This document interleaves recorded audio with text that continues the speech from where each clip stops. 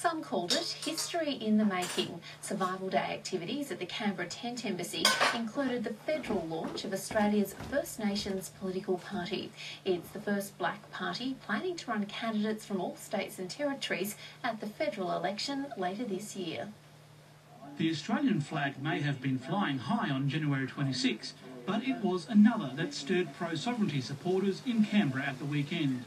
Murray Ryan used the occasion to launch Australia's First Nations political party.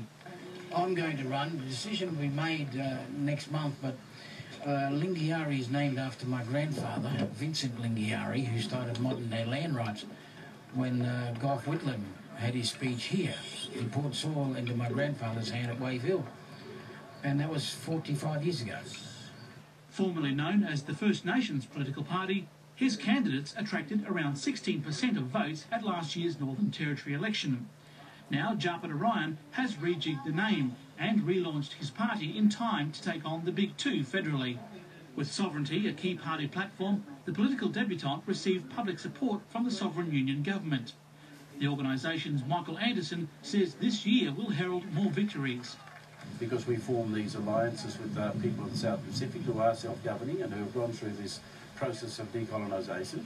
Sure, they still have problems, but nonetheless, we can learn a lot from that. And then we'll take that step then into the United Nations. So by the end of this year, we will have an application into the UN. Mr Anderson says sovereignty will be tested in a string of legal challenges involving land taxes and black nations.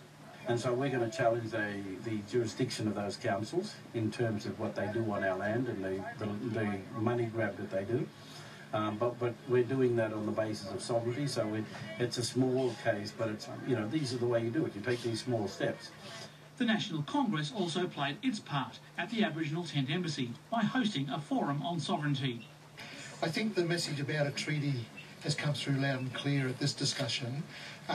Congress has already committed itself to, as a policy priority, to look at the sovereignty of our peoples and where sovereignty should be pursued in Australia. But we had held back on deciding whether that should be in a call for a treaty. So we've got a message about that, and we'll go back and consult more widely now about what treaty issues are about.